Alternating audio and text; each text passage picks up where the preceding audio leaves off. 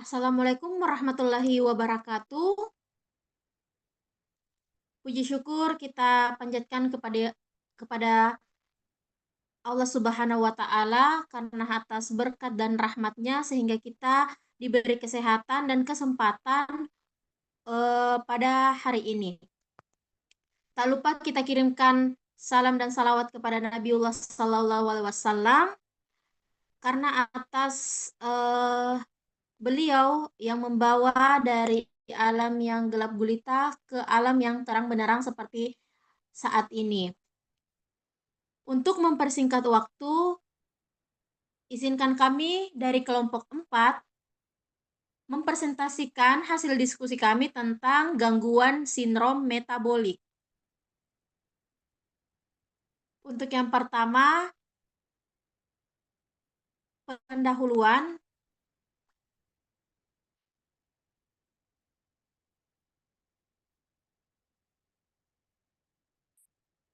Baik, sebelum kita melangkah lebih jauh dulu, kita harus tahu dulu pengertian dari kimia klinik itu sendiri. Jadi, kimia klinik adalah cabang dari ilmu kimia dan kedokteran laboratorium yang mempelajari tentang analisis zat-zat kimia dalam cairan tubuh manusia seperti darah, urin, dan cairan serospinal dengan tujuan untuk menentukan kondisi kesehatan, mendiagnosis penyakit, serta memantau efektivitas pengobatan. Next, saya berikan kepada pemateri selanjutnya. Nah, apa itu sindrom metabolik?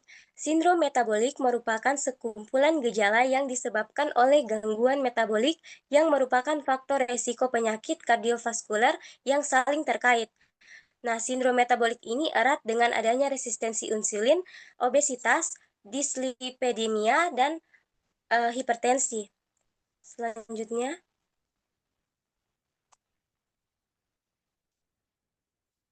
nah, faktor-faktor yang mempengaruhi gangguan sindrom metabolik yang pertama adalah obesitas. Lemak tubuh yang menumpuk di area perut disebut lemak visceral, bersifat metabolik aktif dan melepaskan zat-zat inflamasi serta hormon yang mengganggu kerja insulin. Yang kedua adalah resistensi insulin. Nah, pada resistensi insulin, sel tidak merespon insulin secara efektif, sehingga glukosa tetap tinggi di darah. Akibatnya, pankreas akan memproduksi lebih banyak insulin atau hiperinsulinemia yang dapat menyebabkan tekanan darah naik, peningkatan lemak darah, dan akhirnya diabetes. Yang ketiga adalah hipertensi atau tekanan darah tinggi, di mana tekanan darah tinggi ini sering terjadi bersamaan dengan resistensi insulin dan peningkatan kadar lemak dalam darah. Hipertensi meningkatkan beban kerja jantung dan mempercepat kerusakan pembuluh darah yang memperparah resiko penyakit jantung. Dan yang keempat adalah dislipidemia, di mana gangguan pada profil lemak darah seperti trigliserida tinggi dan HDL atau kolesterol baik rendah.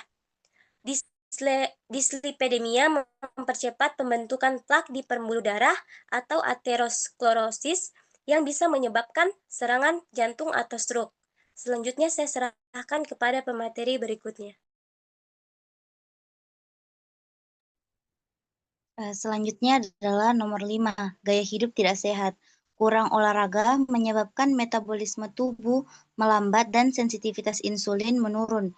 Pola makan tinggi kalori dan lemak jenuh atau trans menyebabkan peningkatan berat badan, lemak darah tinggi, dan resistensi insulin.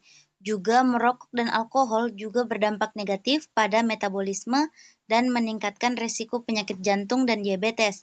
Yang keenam adalah gangguan hormonal.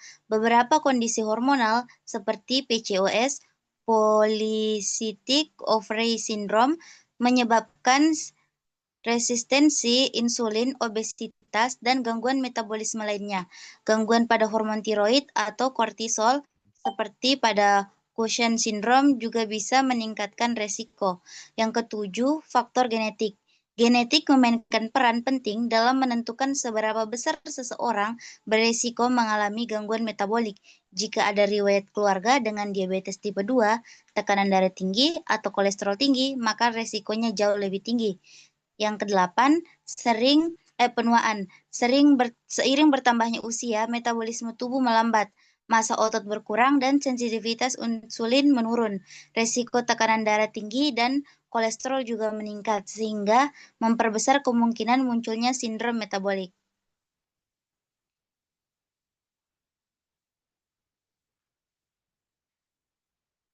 Adapun macam-macam gangguan klinis sindrom metabolik. Yang pertama, resistensi insulin.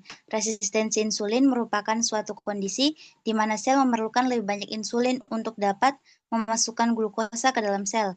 Resistensi insulin dapat disebabkan oleh beberapa faktor antara lain, 1. Abnormalitas pada gen yang menyebabkan gangguan penghantaran sinyal insulin. Yang kedua, obesitas sentral. Yang ketiga, malnutrisi saat kehamilan. Dan keempat, gaya hidup tidak sehat. Selanjutnya saya kembalikan ke materi.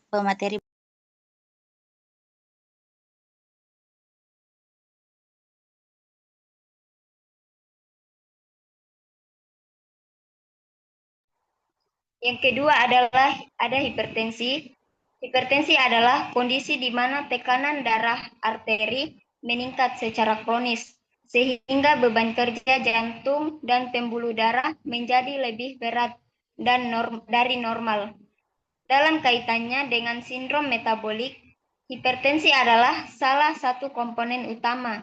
Biasanya batas yang digunakan adalah tekanan sistolik lebih dari 130 mmHg atau diastolik lebih dari 85 mmHg, tergantung pedoman. Tekanan tinggi pada pembuluh darah lama-lama dapat merusak dinding pembuluh darah dan organ sasaran atau jantung, ginjal, otak.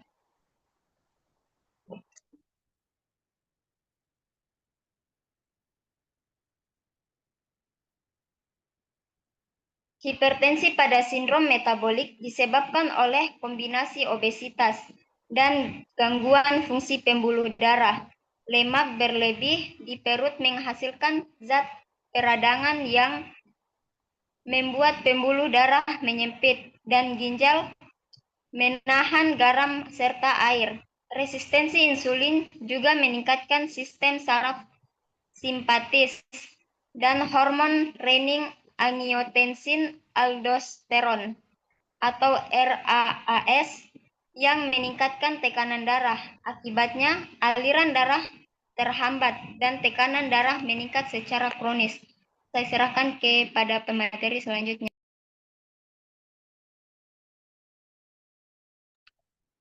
Oke, baik. Selanjutnya adalah pemeriksaan laboratorium dalam penunjang diagnosa. Yang pertama itu resistensi insulin. A. Pemeriksaan glukosa darah puasa. Pemeriksaan glukosa darah puasa dilakukan setelah pasien berpuasa selama 8-12 jam untuk mengukur kadar gula darah basal. Nilai normalnya kurang dari 100 mg per dl, sedangkan hasil antara 100-125 mg per dl menunjukkan gangguan toleransi glukosa atau prediabetes, dan lebih dari sama dengan 126 mg per dl menandakan kemungkinan diabetes mellitus.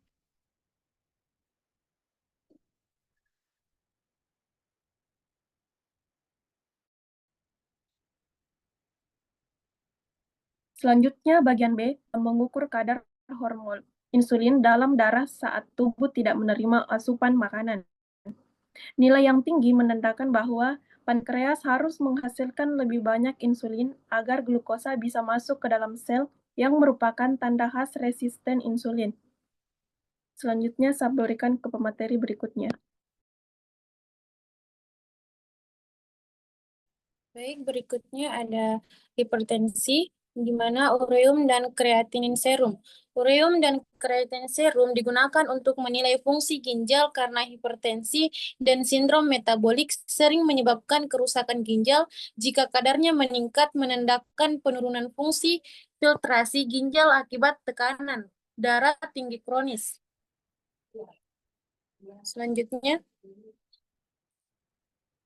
ada bagian B, profil lipid, yang dimana profil lipid ini meliputi pemeriksaan kolesterol total, yang dimana HDL, LDL, dan trigliserida, kadar trigliserida tinggi dan HDL rendah sering ditemukan pada sindrom metabolik dan berperan dalam memperburuk tekanan darah melalui peningkatan kekakuan pembuluh darah.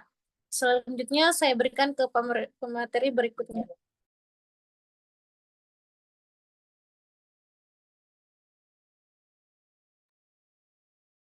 Baik, selanjutnya yaitu pemeriksaan penunjang diagnosa penyakit selain dari kimia klinik, yang dimana selain pemeriksaan kimia klinik, penegakan diagnosis sindrom metabolik juga dapat didukung oleh pemeriksaan penunjang lain, seperti pengukuran tekanan darah, lingkar perut, dan pemeriksaan glukosa darah sewaktu atau tes toleransi glukosa oral atau TTGO.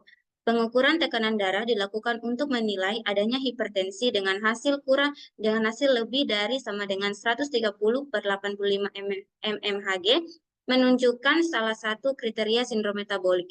Pengukuran lingkar perut menilai obesitas sentral, nilai lebih dari 90 cm pada pria dan lebih dari 80 cm pada wanita, menunjukkan penumpukan lemak visceral yang berkaitan dengan resistensi insulin.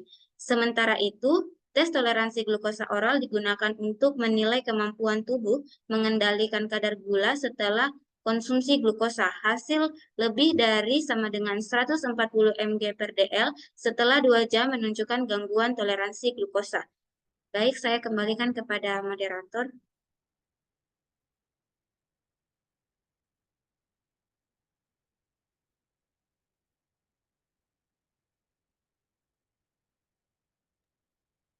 Baik, mungkin itu saja presentasi yang bisa kami bawakan. Lebih dan kurangnya mohon dimaafkan. Mungkin dari teman-teman ada yang ingin bertanya, kami persilakan. Wabillahi taufiq wal hidayah. Wassalamualaikum warahmatullahi wabarakatuh.